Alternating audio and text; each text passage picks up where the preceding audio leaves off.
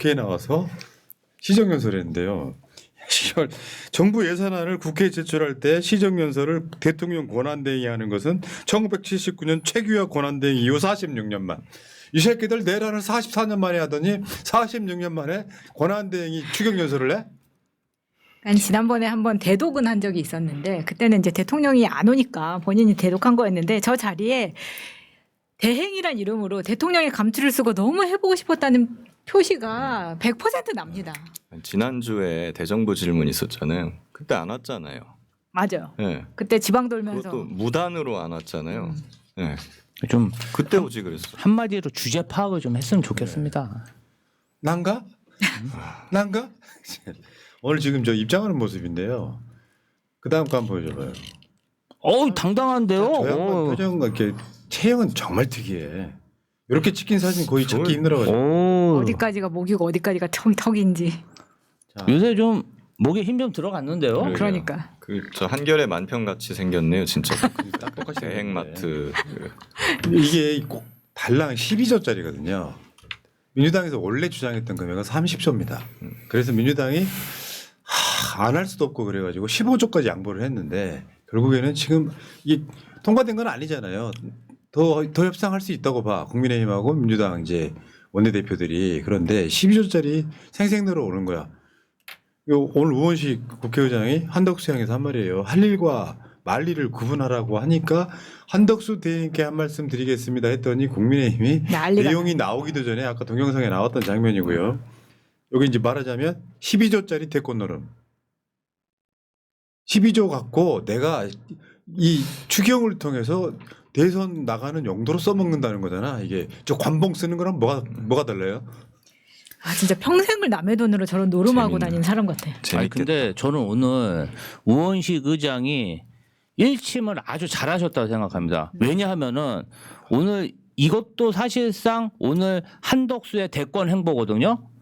기세 좋게 맞아요. 대권 행보했는데 우원식 의장이 물론 잡소리는 있었지만 일침을 가함으로 인해서 오늘 저녁 뉴스는 한덕수 대권 행보에 일침가한 우원식 아주 정무적으로 그렇죠. 정말 훌륭한 일침을 가했다. 이런 건 하셔야 된다. 맞아요. 안 했으면 안 되는 겁니다. 저거 당연히 해야 되는 게 아니 대정부 질문에는 총리가 결석을 지 맘대로 해놓고서 권한대행 시정연설 할 때만 쏙 이렇게 참석을 하잖아요. 선택적으로 자기 유리할 때만 맞아요. 그런 거에 대해서는 당연히 따끔하게 한마디 해야죠. 저는 마흔역 임명 안 하다가 마흔역 임명하면서 2명 더 집어넣는 스킬.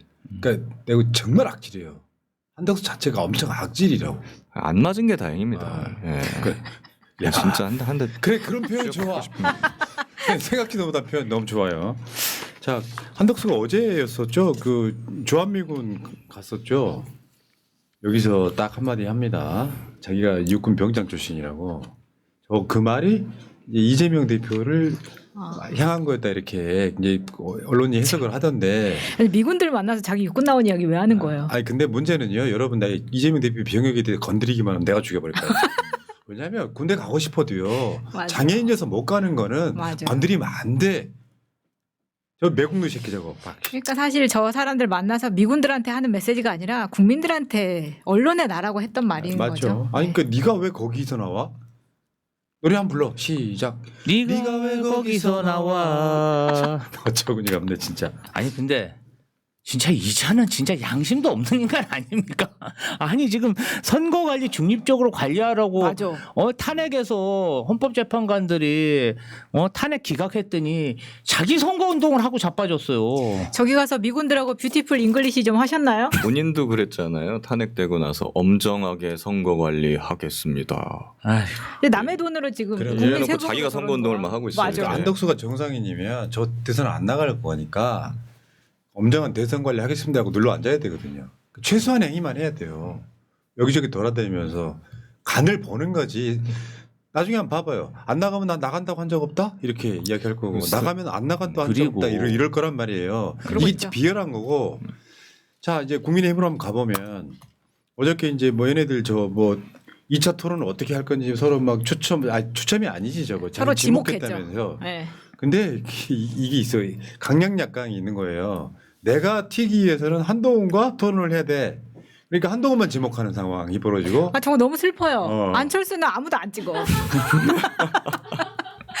아, 네, 내가 이래서 이런. 왜 그런지 알아요? 왜? 안철수가 말을 하면 못 알아듣잖아 일단. 이게 막 발음이 다 세니까 무슨 말인지 아니, 못 알아듣잖아. 지금 금요일 같은 경우에는 한동훈이 홍준표를 했는데 홍준표도 한동훈을 하니까 그냥 금요일은 둘의 쇼가 되는 거예요. 그러니까 한동훈 자체를 때려야 내가 윤석열 지지층 극우 지지층한테 인기를 얻어서 내가 후보가 된다라고 하는 전략인 거예요. 한동훈이 하나 있음으로 해서. 아니, 만약 여기서 한동훈도 없고 한동훈이 없었으면 안철수였겠죠. 나경원이나 이렇게 해가지고 소위 말하면 친윤 그리고 내란을 사실상 찬성한 세력들이 줄을 이루면 되는데 이 상황에서는 한동훈을 때려야 내가 윤석열을 지지했던 사람이라는 이미지를 얻으려고 하는 약간 비열한 방식인 것 같고요. 그다음에 지금 그 측면인 거예요.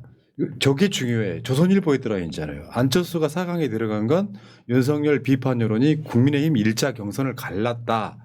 그러니까 실제로 극우들이 막 준동할 때는 그게 전부 다 국민의힘 지지층의 생각인 것처럼 보였지만 윤석열 파면 이후에는 윤석열을 비판하는 보수층들이 2명을 올려버렸다에 가까운 거거든요. 나경원 떨어뜨렸다에 가까운 거고. 그런 실제로 윤석열이 어제 그 찬탄 반탄이 2대2로 되면서 국민의힘은 사실은 굉장히 곤란한 지경에 빠진 거예요. 여기에 나중에 국민의힘 분단까지 이어질 수 있는 그 흐름이 돼버렸다 이런 거고. 그다음에 여기서 이준석이 한 말이에요. 나경원 1차 경선 탈락은 윤석열 영향력이 0에 수렴한다는 뜻이다. 뭐 당연한 이야기고 약간 했던 말이랑 마찬가지고. 그다음에 홍준표는 이준석이 이제 빅텐트로 들어오길 바랍니다. 근데 이준석은 어제 답을 했죠. 홍준표라도 나는 단일 없다. 홍준표랑 이준석이 좀 친한 게 있어요. 상당히 친한 측면이 있어. 이준석이 옛날에 홍준표 만나러 대구 내려가고 막 그래갖고 복당도 저녁에 시켜주고 그런 거였잖아요. 근데 제가 이준석 후보가 단일화를 안 받는 이유가 굉장히 흥미롭더라고요. 나를 성매매범으로 몰아서 망신을 주지 않았냐. 그거 뭐냐 하면은 저는 아니 어떻게 윤석열이라는 국가 반역자를 1호 당원으로 등재할 수 있냐. 이 사람부터 처리해야 내가 한번 보수 대통합에 응할 수 있다. 이럴 줄 알았더니 그 얘기는 쏙 빼고 나를 성매매범으로 몰아서 내가 억울했다. 결국 그 얘기는 뭐냐면은 나를 성매매범으로 본 것에서 신원을 회복하고 사과를 하면 단일화를 할 수도 있다. 저는 그렇게 들렸습니다. 신박한데요. 제가 이준석 마음속에 들어갔다 와봤습니다. 다이빙 이렇게 해가지고. 그러니까 아니 공공이나 이런 걸 보지 않고 큰 그림을 보지 않고 다 자기 사적인 감정에 그러니까 매여 있는 거 대권 보이는 자체가 거예요. 그리고 또 그런 것도 있어요. 윤석열을 제명한다 그러면 그게 안 받아들여지잖아요. 그러니까 그러한 불가능한 조건을 안 내고 자기의 신원만 회복해주면 한번 할 수도 있어. 저는 그런 얘기를 근데 들었어요. 그걸 언급하기 때문에 또 성매매 다시 한번 언급됐죠. 시알리스 또 언급되는 거예요. 그게 이게 마케팅적으로 별로 현명하진 못한 것 맞아요. 같아요. 네, 성매매범으로 몰았던 사람들 하면 사람들은 성매매만 국민의힘이 성매매범으로 몰았거나 국민의힘 나쁜 놈들 이게 아니라 했어? 그래서 이렇게 생각한단 말이에요. 했냐 안 했냐. 코끼리는 생각하지 마. 근데 제가 봤을 때 이준석은 저쪽과 단일화하면 정치 생명 끝납니다. 실제로. 사실은 지금 어떤 상황이어야 되냐면 빅텐트라고 하는 거의 큰 그림 속에는 제3지대가 꿈틀거리는 거예요. 국민의힘이 망했어. 그걸로는 지방선거 같은 거 못해. 당장 내년 1년 안에 전국선거가 있어. 사실은 정당이라고 하는 게 국회의원만이 아니라 지역 국회의원 말고 지역 지방의원, 지자체장 이런 게 더 큰 덩어리예요. 정확히 알고 보면. 그런데 이준석이가 저 상황에서 국민의힘과 단일화를 하잖아요. 그러면 이준석 고정 지지층이 떨어져 나와요. 그렇다 보니까 이준석 입장에서는 이게 있어. 국민의힘이 지금 당대표 하려고 그러는 게 대통령 노리는 게 아니잖아요. 당권 노리는 거예요. 실제로 당권에 가까운 걸 노리는 거야. 내가 당대표가 다음에 된다 아니다 치더라도 생각 한번 해보세요. 대선 후보가 됐어. 선거 끝났어. 국민의힘도 다 전당대회를 치를 거 아니에요. 몇 개월 안에. 그러면 그 대선 후보의 영향력 아래 다 있는 거예요. 내가 직접 출마할 수도 있고. 민주당도 이재명 대표 그랬잖아요. 그렇게 해가지고 지방선 공천권을 지는 건데 이준석은 입장에서는 삼지대에 조그맣게 머물러 있다가 나중에 국민의힘을 접수하는 시나리오예요. 대선 때는 아니에요. 제가 봤을 때는 아니라고. 대선 때는 거기다 하겠다. 더군다나 이준석을 지금 끝까지 따라다니는 사람 안 있잖아요. 허은아. 탈당 무소속 출마하겠다면 이준석 엄청 때리고 나왔어. 지금 그렇게 그러니까 분노해서 악의를 품고 쫓아다니는 사람이 여자가 이제 2명이 된 거죠. 김소연과 허은아. 그러니까. 네. 근데 이게 꼬꼬무처럼 막 연결되어 있는 거예요. 이준석이를 단일화시키고 싶은데 허은아는 또 이준석 측가면서 가가지고 이게 아사리판 나는 상황에 이길 선거면 이준석이 단일화를 하죠. 예를 들어서 한덕수가 저희도 후보가 됐다고 쳐. 이재명 후보한테 한 10% 부족해. 근데 이준석이 한 5% 좀 있다. 그러면 이렇게 하고 따라가 보자. 이렇게 되는데 지금 20% 차이 나는 상황에서는요. 단일화하는 게 무의미해요. 다 저마다의 생각이 있는데 너무 개그 같습니다. 이 와중에 또 전광훈 출마 선언하고 있고. 그러니까 정광훈 지금 국회 해산 뒤에 재선거하겠다며. 이거 또 내란인데요. 국회 해산권이 없잖아요. 아니 뭐 재선거를 안 하겠다는 거 아니에요? 그리고 이제 그 아까도 뭐 아사리판이 잠깐 났었는데 그것도 웃기더만요. 대선 출마 선언을 기자분들 막 질문을 받는데 네. 난 메이저 신문만 난 메이저 신문만 질문을 받겠다. 메이저 신문 어디 없냐 그래서 뉴델리? 데일리안? 그러니까 거기 메이저가 뉴델리 데일리안이잖아요. 아니 그러니까 매일 신문. 그 인터넷 언론사들이 질문하면은 막아요. 니들은 나중에 하라고. 그래갖고 막 나가라고 그러더만. 인터넷 신문 나가라고. 막. 시작부터 안티를 만들고 그래가지고 시작하는. 와 이거 진짜 대단하다. 내가 보기에 정상인 인간이 없어요. 나는 정광훈이가 저으면서 광파하는 거예요.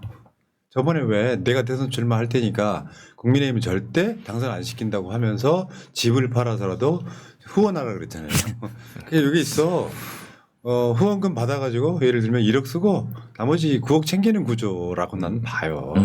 와 그러다가 저렇게 이제 한참 가다가 정광훈 지지율이 한 2, 3% 나와. 그러면 국민의힘은 또 광 팔아야지.